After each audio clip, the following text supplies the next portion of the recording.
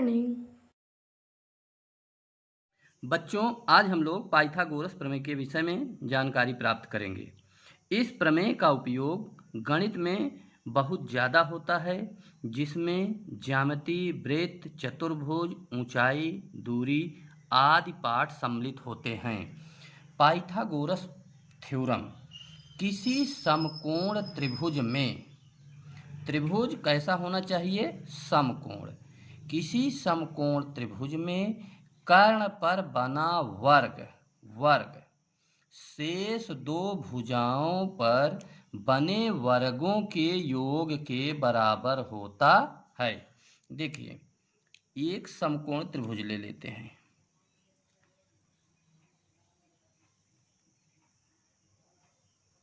ये जिसका ऐसा त्रिभुज जिसका एक कोण 90 अंश का होता है, उसे हम समकोण त्रिभुज कहते हैं। एक कोण 90 अंश का जरूर होना चाहिए, समकोण जरूर होना है। समकोण मीन्स 90 अंश। अब ये देखिए, किसी समकोण त्रिभुज में, तो ये समकोण त्रिभुज हो गया, एक कोण 90 अंश का हो गया तो समकोण हो गया। कर्ण पर बना वर्ग, कर्ण कौन होता है? जो 90 अंश का कोण होता है, उसके सामने जो भुजा होती है उसको कर्ण कहते हैं। कर्ण, इसको कर्ण कहते हैं। 90 अंश के सामने वाली भुजा कर्ण होती है, और जिस पे ये त्रिभुज बना होता है इसको आधार कहते हैं, बेस। और ये लाइन जो सीधा 90 अंश, देख रहे हैं, ये लाइन पे सीधा खड़ा है बिल्कुल, ये इसको हम लंब कहते हैं। लंब, लंब। अभी 90 अंश के सामने वाली भुजा हाइपोटेनियस, जिसको कर्ण कहते हैं, ये सबसे बड़ी त्रिभुज में, समकोण त्रिभुज में सबसे बड़ी भुजा कर्ण ही होती है, इसको हाइपोटेनियस। और ये आधार होता है, इसको हम बेस कहते हैं। और ये लंब है, इसको हम परपेंडिकुलर कहते हैं। इनका पहचान हमें बहुत ज़रूरी है, और अगर इसको हम नहीं पहचान पाए कि 90 अंश के सामने वाली भुजा कर्ण है, तो हम सवाल कतई नहीं लगा पाएंगे। तो इसलिए आप इसको, इसकी पहचान जरूर करें कि जहाँ 90 अंश है उसके सामने की भुजा कर्ण होगी, और इसके बाद नीचे आधार और बगल में लंब होता है। अब देखिए, इसका हम नामकरण कर देते हैं। जैसे ये त्रिभुज है तो यहाँ ए और ये बी, ये सी, तो कर्ण ए सी हो गया, लंब ए बी हो गया, और आधार बी सी हो गया। तो इसमें कह रहा है कर्ण पर बना वर्ग, कर्ण तो ए सी वर्ग, ए सी वर्ग, कर्ण पर बना वर्ग शेष दो भुजाओं पर बने वर्गों के योग के बराबर होता है। कर्ण अकेला, ये कर्ण का वर्ग अकेला होता है, अन्य दोनों भुजाओं के वर्गों का योग के बराबर होता है। तो अन्य दोनों भुजाओं का ए बी वर्ग प्लस बी सी वर्ग, ये फार्मूला है। इसको आपको ध्यान रखना पड़ेगा। कर्ण का वर्ग और दोनों भुजाओं के वर्गों का योग करेंगे, तब जो है वो पाइथागोरस प्रमेय होता है। अब देखिए कैसे सवाल लगाते हैं हम लोग। जैसे त्रिभुज दिया है, समकोण त्रिभुज, उसमें आधार दिया है, लंब दिया है, कर्ण नहीं दिया है, तो उसको हम लोग कैसे निकालते हैं? या फिर कर्ण दिया है, आधार दिया है, लंब कैसे निकालते हैं, इसको हम देखते हैं। जैसे एक सवाल है, ये एक त्रिभुज है ए बी सी, इसमें ए बी 6 दिया है और बी सी 8। अब ये समकोण त्रिभुज है, और ये पूछ रहा है कि ए सी बराबर कितना होगा। ए सी की लंबाई पूछी जा रही है। तो अगर समकोण त्रिभुज है तो इस पाइथागोरस प्रमेय ही लगाना है आपको। तो इसमें आप फार्मूला पहले पढ़ चुके हैं कि इन दोनों का वर्ग, ए बी वर्ग प्लस बी सी वर्ग बराबर होता है ए सी वर्ग के। दोनों बराबर फार्मूले हैं। जैसे यहाँ ए सी बराबर ये है, तो इसको इधर और उसको उधर लिख सकते हैं, उसमें कोई दिक्कत नहीं है। जो आपको निकालना हो उसको हालांकि इस साइड में लिखना चाहिए, लेफ्ट साइड में, जिसको निकालना होता है। तो इसमें हम AC का मान निकालेंगे, इसलिए इसको हम इधर लिख ले रहे हैं। तो AC वर्ग बराबर AB वर्ग प्लस BC वर्ग। अब देखिए AB का मान हमें मालूम है, यहाँ AB बराबर 6 दिया है तो 6 का वर्ग हो गया, और BC बराबर 8 दिया है तो 8 का वर्ग। ये AC वर्ग ऐसे आप लिखते आए, AC तो निकालना है आपको। तो ये होता है 6 का वर्ग, 6 छंग 36, ये वर्ग आपको पढ़ाया गया है। और 8 8 अठाई 64, ये हो गया। अब 6 और 4 10 और 6 3 9 1 10। AC वर्ग बराबर आपको आ गया 100। अब AC बराबर इधर का वर्ग हटता है तो इस साइड में वर्गमूल हो जाता है, वर्गमूल, ये वर्गमूल का निशान है। अब AC बराबर हो जाएगा वर्गमूल, यहाँ 2 माना जाता है, इसका मतलब ये होता है इसका गुणनखंड ऐसा कीजिए 2 जो सेम हो और उसमें से एक बाहर ले लेते हैं। जैसे देखिए 100 को हम 10 गुणते 10 लिख सकते हैं, तो ये वर्गमूल है, इसको हटाना है तो 2 में से 1 हम बाहर ले लेंगे, तो AC बराबर हो जाएगा 10। ये कर्ण का मान आ गया, AC बराबर 10। अब देखिए इसमें कर्ण निकालना था। अभी हम एक दूसरा एग्जाम्पल लेते हैं जिसमें लंब निकालना हो। देखिए ये त्रिभुज है, समकोण त्रिभुज, इसको X Y Z इसका नाम है। अब इसमें ये 13 दिया है और ये 12 दिया है, इसका लंब का मान पूछ रहा है कि X Y बराबर कितना।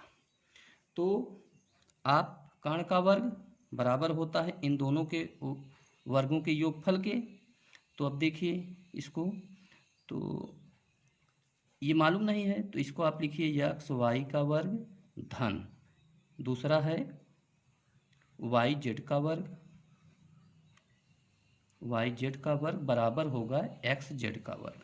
ये फार्मूला है, कर्ण का वर्ग बराबर होगा इन दोनों के वर्गों के योगफल के। तो X Y का वर्ग तो आपको पता नहीं है, अब YZ है 12 का वर्ग, इसको लिख दो, और XZ का मान दिया है 13 तो इसको 13 का वर्ग लिख दो।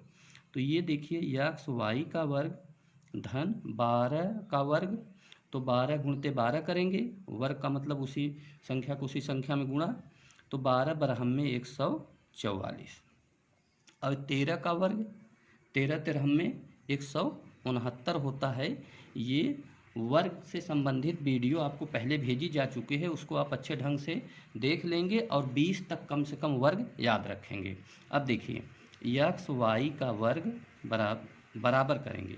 भाई देखिए ये दोनों गिनती हैं, तो ये गिनती को गिनती के साइड में भेज देंगे, तो यहाँ 169 पहले से लिखा है और ये धन 144 उधर जाएगा तो ऋण 144। अब X Y का वर्ग बराबर, अब 169 में से 144 घटा देंगे तो 9 में से 4 गए 5। अब यहाँ कितना आया 6 में से 4 गए 2 और 1 1 कैंसिल। अब देखिए X Y का वर्ग बराबर 25, तो X Y बराबर ये वर्ग हटेगा तो इस साइड में वर्गमूल हो जाएगा, इसको आपको ध्यान रखना है। और ये वर्गमूल जहाँ हो गया तो उसका गुणनखंड करो। X Y बराबर, अब इसमें जो है 25 का गुणनखंड आप लिखेंगे 5 गुणते 5, और वर्गमूल में आपको बताया गया है कि अगर सेम गुणनखंड रहेंगे तो उसमें 2 रहेंगे तो उसमें से एक बाहर निकाल लेंगे, वही X Y का मान हो जाएगा ये। तो X Y बराबर ये आ गया 5। तो यहाँ जो है X Y जो लंब था उसका मान 5 आ गया है। अभी देखिए आपको इसमें क्या बताया गया, कर्ण नहीं ज्ञात है तो कर्ण कैसे ज्ञात करते हैं, इस विधि से आप कर्ण को ज्ञात कर लेंगे। और दूसरे में आपको ये बताया गया है कि अगर आपको कर्ण दिया रहे और आधार दिया रहे तो लंब कैसे ज्ञात करेंगे। अब तीसरी विधि में हम लोग देखेंगे कर्ण दिया रहे और आधार ज्ञात करना हो जिसमें लंब दिया हो, तो उसको कैसे ज्ञात करते हैं। अब इसमें देखते हैं आधार कैसे ज्ञात करते हैं। एक त्रिभुज लेते हैं हम, समकोण त्रिभुज, और इसमें ये कर्ण है 90 अंश सामने वाली भुजा, इसको हम M N O नाम दे देते हैं। इसमें ये लंब 15 दिया है और कर्ण 17 दिया है। अब यनो इस भुजा का मान निकालना है। तो इसमें आप करेंगे क्या, कर्ण का वर्ग अकेला होता है, मालूम ही है आपको। तो एम ओ स्क्वायर बराबर ये भुजा का स्क्वायर बराबर यम यन का स्क्वायर, ये भुजा का स्क्वायर धन यन ओ का स्क्वायर, यन ओ का स्क्वायर। अब इसमें जो भुजा आपको दी है, जिनका मान दिया है उनका मान रख दीजिए। जैसे यमो ये 17 दिया है तो 17 का वर्ग यहाँ कर दीजिए। और यमयन ये 15 दिया है तो इसका 15 का वर्ग कर दीजिए। और इसको आपको ज्ञात करना है। तो 17 का वर्ग करेंगे आप, 17 में इसको आप अगर वर्ग नहीं कर पा रहे हैं तो गुणा कर लेंगे। तो ये हो जाएगा 289 289। इसको आप गुणा करके इसे बगल में देख सकते हैं। 7 सत्ते 49, 7 इक्के 7, 4 11 और 1 सत्ते 7, 1 इक्के 1। तो ये हो जाएगा 9, 7 1 8 और 1 1 2, 289 हो गया ये। और उसी प्रकार से 15 का वर्ग, 15 15 हमें 225 और प्लस यन ओ स्क्वायर। हमें यन ओ इस भुजा का मान निकालना है। अब देखिए, अब यन ओ चाहिए तो इसके साथ जो अंक लगे हैं उसको इधर भेज देते हैं हम। तो ये 289 माइनस, इधर ये प्लस है तो इधर आएगा माइनस 225 बराबर यन ओ स्क्वायर। अब 289 से 225 घटा दो तो 289 माइनस 225 घटा दीजिए। तो 9 में से 5 गए 4 और इधर 8 में से 2 गए 6, ये 64 आ गया। तो ये 64 आ गया। तो यन ओ स्क्वायर बराबर 64, यन ओ स्क्वायर बराबर 64। अब ये यन ओ का मान चाहिए, ये वर्ग है अभी। तो यन ओ लिखेंगे, ये वर्ग इधर से हटेगा तो इधर हो जाएगा वर्गमूल। अब इसको आपको गुणनखंड करना है। तो यन ओ बराबर, इसका आपको अगर गुण वर्ग याद रखेंगे तो 8 अट्ठाई 64 होता है, आपको मालूम होगा। तो ये ऐसे 8 गुणते 8 लिख लेंगे। तो अगर वर्गमूल है तो 2 में से 1 बाहर निकालेंगे तो ये हो जाएगा यन ओ बराबर 8। तो इस भुजा का मान 8 आ गया। तो इस ढंग से आप पाइथागोरस प्रमेय का उपयोग त्रिभुजों में, समकोण त्रिभुजों में करेंगे। जो भी भुजा ज्ञात नहीं है उसको ज्ञात कर लेंगे। लेकिन ध्यान रखना है कि कर्ण कौन होता है, आधार कौन होता है और लंब कौन होता है। अब किसको निकालेंगे, किधर उसको बराबर कुछ साइड में ले जाएंगे तो प्लस माइनस करेंगे, इसको आपको ध्यान रखना है। अब पाइथागोरस प्रमेय में एक होता है पाइथागोरियन त्रिक, इसको पाइथागोरियन ट्रिपलेट भी बोलते हैं। आपको सवाल दिया रहेगा जैसे 5 12 13 दिया है, ऐसे सवाल दिए रहेंगे। एक सवाल ऐसे रहेगा, फिर और लिखा रहेगा ये 6 7 8। मान ली एक सवाल ये हो जाएगा, एक सवाल ये ऐसे रहेगा और इसको पूछा जाएगा क्या यह पाइथागोरियन त्रिक है। तो ये बिल्कुल सिंपल है, इसमें आपको कुछ करना नहीं है। इसमें जो बड़ी संख्या दिखे आपको उसका वर्ग अकेला कर दो और इसके बाद जो छोटी दिखें उनके वर्ग करके जोड़ दो। अब 13 13 में 169, ये 5 25, ये 12 बरहम में 144। तो 169 बराबर, और ये 5 4 9 और 4 2 6, 169। यदि ऐसे सवाल रहें अब आपसे पूछा गया पाइथागोरियन त्रिक है तो बड़े का वर्ग करिए और जो छोटे वर्ग हों दोनों संख्या उनका वर्ग करके जोड़ दीजिए, ये दोनों बराबर आ जाएं। देखिए लेफ्ट साइड में भी 169 इक्वल टू राइट साइड में भी 169 आ गया। तो इसको आप कह सकते हैं कि यह पाइथागोरियन त्रिक है, ये पाइथागोरियन त्रिक है। अब जैसे दूसरा सवाल है ये कि ये, अब इसको देखते हैं ये पाइथागोरियन त्रिक है कि नहीं है। तो आपको बताया गया कि जो बड़ी संख्या रहे उसका वर्ग अकेला। तो इसमें 6 7 8, 8 बड़ा है तो 8 का वर्ग और जो छोटे हैं उनका वर्ग जोड़ना है, 6 का वर्ग धन 7 का वर्ग। तो 8 अट्ठाई 64 और ये 6 छन 36 और ये 7 सते 49। अब इसको जोड़ दीजिए, इधर 64 है, इसको जोड़िए 9 6 15 और 4 3 7 1 8। देखिए इधर 64 है और इधर 85 आ गया। तो इसको आप नॉट इक्वल टू हो जाएगा और इसको लिखेंगे आप कि यह पाइथागोरियन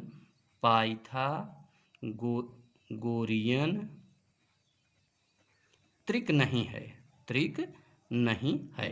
तो पाइथागोरियन त्रिक पूछता है तो आप बड़े का वर्ग करिए और दोनों छोटों का वर्ग करके जोड़े बराबर हो जाए तो वो पाइथागोरियन त्रिक है, अन्यथा वो त्रिक नहीं है। आपको कोई संख्या दी रहे और उससे आपको पाइथागोरियन त्रिक बनाना हो, पाइथागोरियन ट्रिपलेट बनाना हो तो कैसे बनाएंगे देखिए। जैसे कोई संख्या दी है 4, अब इससे आपको पाइथागोरियन त्रिक बनाना है तो इसका एक फार्मूला है, उसको आप ध्यान रखिएगा। ट्रिपलेट का फार्मूला है, पहला होता है 2m, इसके बाद एक संख्या दूसरी होती है इसमें m² - 1 और तीसरी संख्या होती है m² + 1। यदि दे दिया कि संख्या 4 से आप ट्रिपलेट बनाइए तो इसको 2m से कंपेयर कर दीजिए, 2m = 4। अब देखिए तो m बराबर कितना हो जाएगा, 2 यहाँ से इधर जाएगा तो 4/2, तो m बराबर आ जाएगा 2। ये 2 हो गया, m का मान 2 आ गया। संख्या 4 दी गई थी लेकिन आपको इसको ध्यान रखना है, ये ट्रिपलेट है, इसको ध्यान रखना है, इसी से आपको निकालना है। तो पहली जो संख्या दे 2m से ही कंपेयर करेंगे, जो 5 दिया रहे तो 2m से कंपेयर किए, 6 दिया जो दिया रहे इसी से कंपेयर कीजिए। अब m का मान 2 आ गया तो इसी जगह पे रख दीजिए। जैसे पहला है 2m तो m का मान 2 आ गया, 2 रख दिए और इधर दिया है m² तो m का मान आया है 2, तो 2 का स्क्वायर ऋण 1। अब अगला है 2 का स्क्वायर धन 1। अब ये 2 दूना 4 और ये 2 दूना 4 ऋण 1 और ये 2 दूना 4 धन 1, तो ये हो गया 4 और ये हो गया 3 और ये हो गया 5। तो ये संख्या मिल गई आपको 3, 4, 5। तो ये संख्या जो दी रहे उससे आप ट्रिपलेट बना सकते हैं। ये ट्रिपलेट ज्ञात करने का फार्मूला आप याद रखिएगा, एक 2m होता है, दूसरी संख्या m² - 1 और तीसरी संख्या m² + 1। अब देखिए आपको जो चीज़ बताने जा रहे हैं वो आपको मिलेगा तो बहुत आसानी से कर लेंगे। जैसे ये ट्रिपलेट आपको पता चल गया 3, 4, 5 त्रिक हैं, अब इसी त्रिक से और बनाना है, दूसरे त्रिक बनाना है। जैसे यहाँ 3, 4, 5 ये पाइथागोरियन त्रिक हैं, तो इसका और पाइथागोरियन त्रिक बनाना हो तो आपको कुछ करना नहीं है, इसी में किसी एक संख्या का गुणा करें, 2, 3, 4, 5 जो भी संख्या से आपको गुणा करना है इसमें गुणा कर। जैसे इसको और दूसरे त्रिक बनाने हैं तो हम 2 से सब में गुणा कर दे रहे हैं, तो ये 2 तिहाई 6 और ये 2 चौक 8, 2 पंजे 10, तो ये पाइथागोरियन त्रिक हो गया। जैसे और संख्या पाइथागोरियन त्रिक बनाना है तो 3 से कर दीजिए, 3 त्रिक का 9, 3 चौक 12, 3 पचे 15। तो ये आप तीनों में एक ही निश्चित संख्या से गुणा कर देंगे तो वो भी अगर ये पाइथागोरियन त्रिक है इसमें एक निश्चित संख्या से गुणा कर देंगे तो वो जो प्राप्त होगा वो भी आपको पाइथागोरियन त्रिक ही मिलेगा। इसको आपको ध्यान रखना है। धन्यवाद।